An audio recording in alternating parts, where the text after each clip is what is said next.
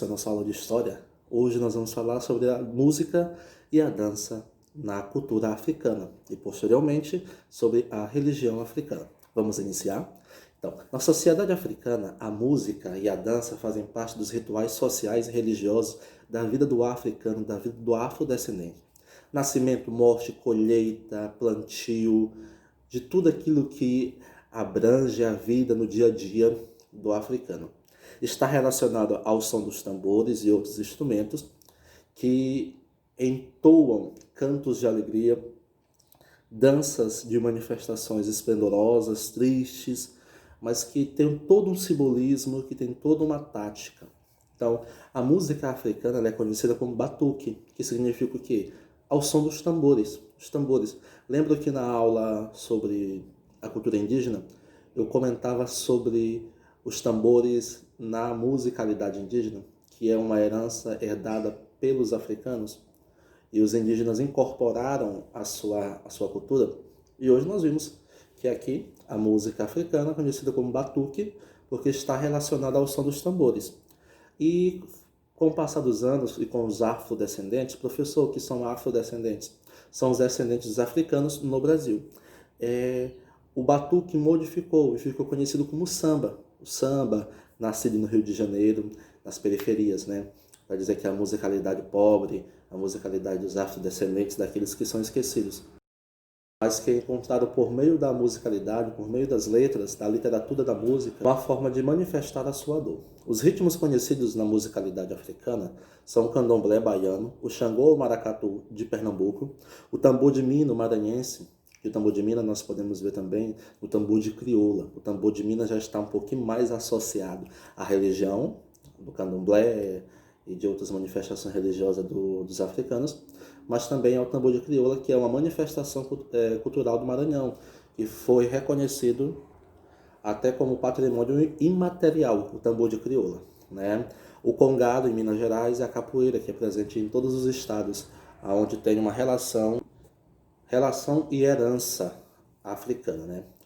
O que mais chama atenção é que em todos esses ritmos de musicalidade, em todas as danças africanas, tem uma característica em comum, que é a dança de roda. Assim como o tambor de crioula, que é muito presente nos arraiais, né? Seria uma época, se não fosse essa pandemia, nós estaríamos vendo os tambor de crioulas. O que é, professor, tambor de crioula? Homens batem tambor, né, cantando uma entoada a algum santo, a algum bendito, e as mulheres dançam na roda. A cada vez uma mulher vai para o meio da roda e dança. E quando é para sair do meio dessa roda, o que elas fazem? Elas batem a barriga uma na outra. Isso é chamada dança do congado, ou da fertilidade. Quando as mulheres batem a barriga uma na outra, quer dizer o quê? Que elas ainda estão férteis para ter filhos, para gerar nova vida, para crescer e multiplicar. Da musicalidade africana nós herdamos alguns toques, alguns batuques, algumas músicas, né? Que entre eles entrelaçam as zoadas, as crenças, os lamentos, tudo aquilo que expressa sentimentos, alegria, tristeza, forma de vivências, festivais agrários ou festividades religiosas, acompanhado de danças que podem ser feitas ao redor de altares, ao redor de sacrifício, de rituais, ou para celebrar casamentos, ou simplesmente um ritual funerário. Como assim, professor? Dançar em um ritual funerário, em um velório? Sim, a dança é o pleno encontro do corpo e do espírito, segundo a cultura, segundo a musicalidade, segundo a tradição africana, né? Lembrando que na África, vale a pena ressaltar, nós temos várias tribos e cada um também tem o seu jeito, tem a sua forma de expressar a sua cultura. E hoje nós temos a dança de salão, o machixe, o samba, o funk, né, que foram resgatadas através da cultura dos afrodescendentes, de acordo com a realidade na qual eles estão inseridos aqui no Brasil.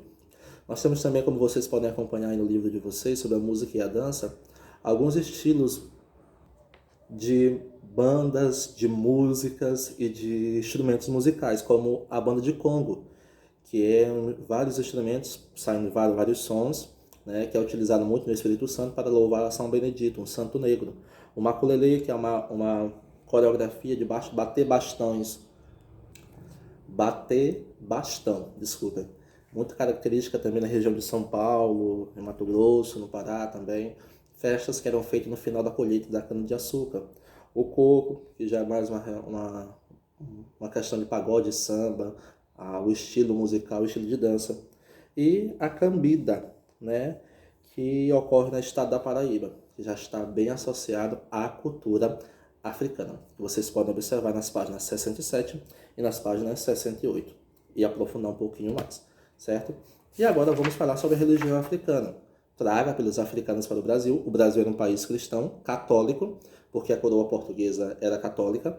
E nesse tempo havia uma grande briga ainda sobre a questão de religiões, entre o protestantismo e o catolicismo. Mas só que o Brasil era católico, né?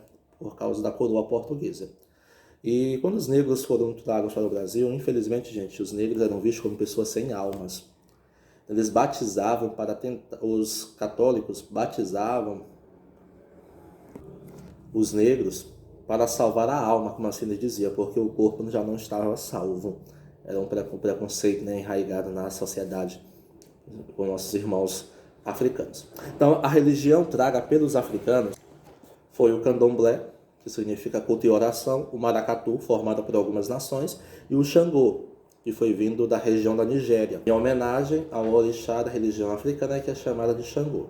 Então, as religiões africanas expressam várias características e expressões da cultura africana, como na gastronomia, na dança e na literatura, porque nos rituais da religião africana estão presentes a gastronomia, tem muita comida, a dança, né, e a musicalidade, invocando os orixás e os deuses que eles acreditam. Aqui no Brasil buscaram recriar suas religiões, claro, porque não foi aceita, porque o Brasil era um país católico, e para os católicos daquela época, as religiões africanas eram consideradas como religiões do diabo, que não tinha nada a ver com o divino, com Deus. Então, eles tiveram que recriar suas religiões, principalmente na região onde receberam os primeiros negros, a maior concentração de negros, que foi em São Luís, nossa capital maranhense, Recife, em Pernambuco, Salvador, na Bahia, e o Rio de Janeiro, no Rio de Janeiro. Ao praticar suas religiões, ele resumiu as suas culturas, né? A sua fé e a sua cultura. Aliás, a sua fé e os seus costumes. Cultuavam os orixás, alguns representavam forças da natureza. Professor, o que é o orixá? São espíritos que eles acreditam que incorporam nas pessoas e que vêm para fazer o bem, em algumas partes. Aliás, em todas as partes da religião africana, os orixás são do bem, né? Só outra linha aí que já é afastada, que não representa o bem. Então, no Brasil, nós temos a diversidade de religiões de matrizes africanas, que vocês podem acompanhar no mapa da página 73, né? No Brasil, gente, tem uma coisa específica que o livro não comenta, que nós chamamos de sincretismo religioso. Professor, o que é o sincretismo religioso? É a mistura de religiões. Como eu falei, o catolicismo não deixou os negros incorporarem a sua religião no Brasil. Mas o que foi que os negros fizeram? Começaram a esconder, a mascarar a sua religião junto ao catolicismo. Como assim, professor? E eles conseguiram? Conseguiram sim, gente. Sabe por quê? Porque, um exemplo, aqui, nas fazendas tinha a casa grande, a senzala e a colheita, né? E sempre, né, nas grandes fazendas tinha uma capela. A capela é uma pequena igreja, né? E sempre se festejava algum santo católico. Na maioria das vezes, Nossa Senhora. Então, o que foi que os negros fizeram? Pensaram, eles vão tentar esconder, não quer deixar nós manifestarmos a nossa religião, né? Os negros aprendiam português, mas entre eles falavam os dialetos lá do seu país. Então eles pegaram, por exemplo, viram os católicos celebrando Nossa Senhora, e eles, vamos aí imaginar outra coisa agora. O que eles fizeram? Os católicos colocavam, os donos da fazenda colocavam a imagem de Nossa Senhora na senzala, e eles faziam as orações à imagem. Os católicos pensavam que estavam fazendo a Nossa Senhora, mas quando na verdade os negros estavam fazendo a Iemanjá, que é considerada a mãe do povo africano, na religião africana. Aí sim começa o sincretismo religioso, eles começam a esconder os deuses deles atrás dos santos católicos, podemos dizer assim.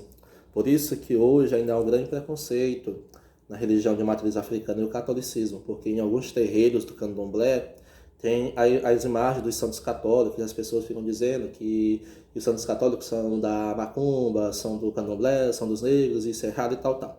Mas isso faz parte de uma herança histórica, onde os negros maquiaram a sua realidade. maquiaram a sua religião para poder tentar resgatar a cultura africana, resgatar a saudade da África, porque foram tragos para cá, foram tragos sem se despedir da sua terra, deixaram toda a sua cultura, deixaram toda a sua herança, e eles viram através da música, através da dança e através da religião, do sincretismo religioso, de esconder a sua religião e depois hoje poder manifestar, ainda com alguns preconceitos, mas manifesta a sua religião, uma forma de matar a saudade da África, dos costumes, de suas tribos, né? O povo africano sofreu muito no Brasil, sofreu demais, e nós devemos muito ao povo africano, né? A liberdade veio, mas não deu liberdade de fato ao povo africano. A assinatura da Lei Áurea não libertou de vez o escravo, só o tornou mais pobre, periférico e marginalizado aos olhos da sociedade. Grande abraço, vamos fazer agora a atividade.